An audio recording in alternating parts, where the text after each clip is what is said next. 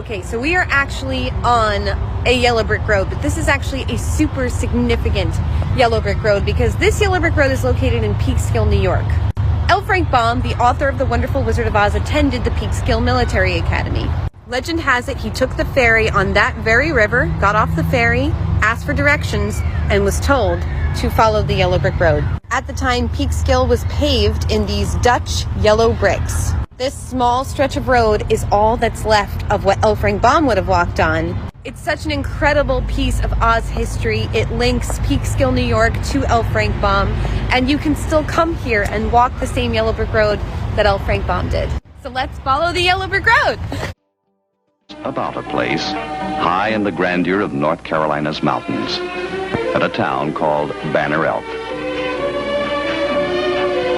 And a man tells him, "We are building such a place."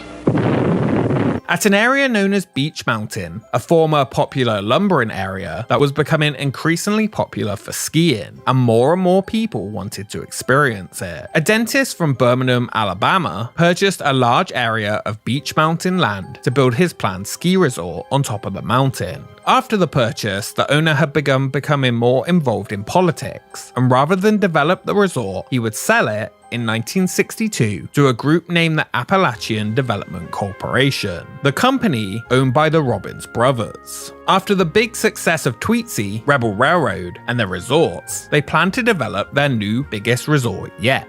With plenty of space on top of the 5,506-foot mountain, they formed ideas for what would be their third major tourist destination. Visit the parking lot of this place and discover where these skiers come from. One thing, the Wizard of Oz, and then throwing apples at the characters in the movie. Jack was convinced when he saw a natural cave that it could be Oz, and he began planning it on his knees from a childlike perspective. Announced in 1968, Jack was convinced when he saw a natural cave that it could be Oz, and he began planning it on his knees from a childlike perspective.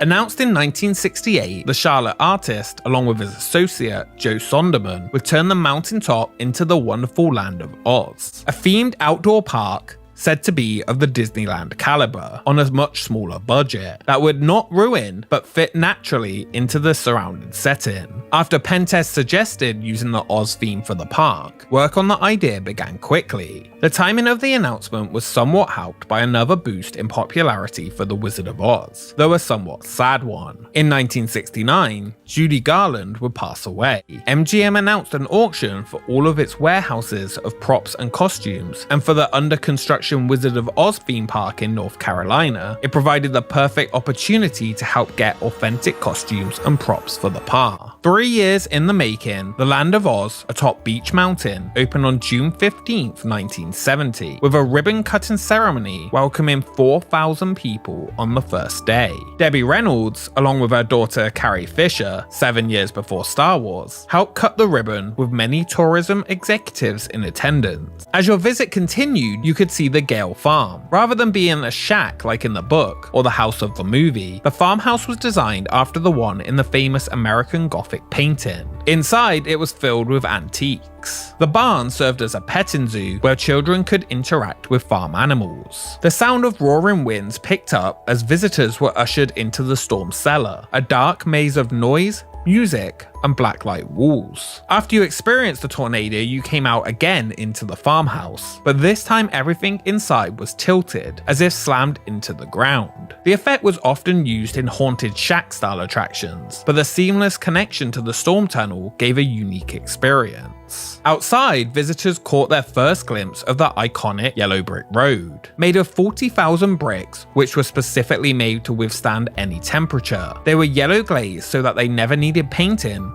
and pebbled to prevent slipping. Only one tree, those which inspired the design in the first place, was cut down to make way for the yellow brick road. Holes were cut in many of the buildings to keep existing trees in place. Next, visitors would find themselves in Munchkin Land, full of tiny houses. No munchkins could be found in the area, but on special occasions they would dress up children in the original costumes from the movie which they had purchased. Majority of the time, each group would have a Dorothy join you as your guide down the road. As you progress through the attraction, you would encounter the characters from the book in mini show experiences, often incorporating song and dance. Based on original designs by Jack Pentes, in costumes made by the Brooks Costume Company of New York, they would use chin straps to appear like they were talking to you using pre-recorded voice tracks recorded on tape.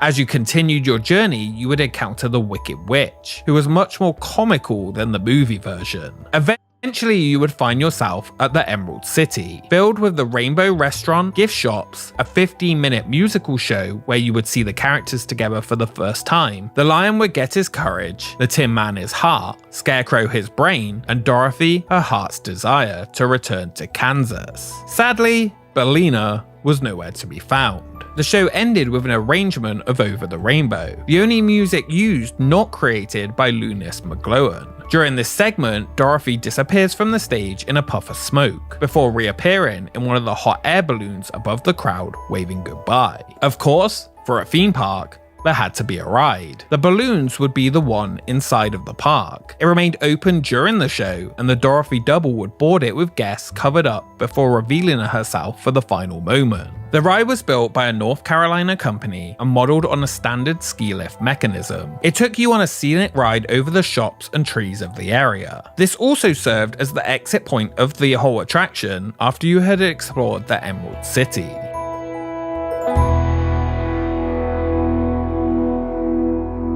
And by the year 2000, over 1,000 people were attending the now public event. By 2010, over 8,000 people would attend. Of Oz was restored. Autumn of Oz once again just finished its successful opening for 2022. Bigger and better than ever, with arts and crafts, live performances, character meet and greets, and while the original Emerald City and Balloon Ride is no more, a small temporary one is created for those visiting the special event. It will return again in 2023. The park today celebrates its history, the Wizard of Oz, and more, with private events, tours, and the Autumn of Oz. What are we gonna do now?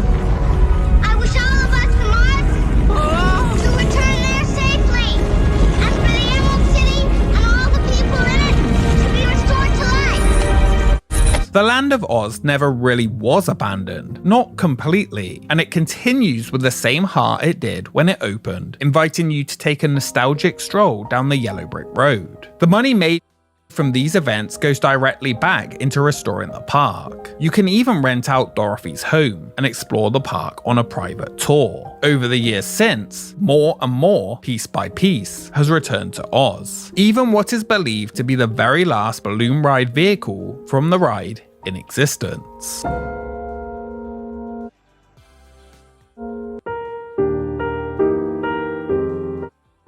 Oz is something very special.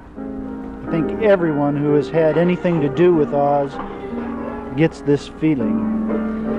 I think it's more than just the fact that the story of the Wizard of Oz was the most popular story, children's story of the last 100 years. Just 6 months before the park was set to open in 1970, Grover Robbins passed away from bone cancer, never seeing the completed version of the park open that he and his brothers had created. The Land of Oz has been special for so many people over the years, and Grover and his 2 brothers' impact on the tourism industry in the area can still be felt today, with their creations Tweetsie Railroad, Rebel Railroad, and the Land of Oz still in one form or another, allowing families and people from all over the world to create incredible memories and be whisked away to themed areas that can normally only be imagined. Jack Pentes passed away in 2015 at the age of 83. The Pentes Way was a staple of the early days of the Land of Oz theme park, with everything designed to look perfect for children to experience the wonder of Oz. His obituary states that Jack Pentes rode his motorcycle sidecar over the rainbow, an inspiration to generations of artists and children around the world. It was just a magic place and a magic time. It was the love of my life. I will never ever get over it. promise to take you into the world of The Wizard of Oz still runs strong today. Unlike the movie, Land of Oz was not just a dream, but a reality. While it has a different look from how it did all those years ago, the feel, love, and imagination still remain. Its story is one of constant love and care from the many people who had been part of it since opening in 1970. A bittersweet story of an extinct park that still exists for many to enjoy and support. Shut for multiple years, it rose again as a special, reimagined and restored theme park, now partially back as a place not only taking you over the rainbow, but back in time, allowing those who want to return to Oz.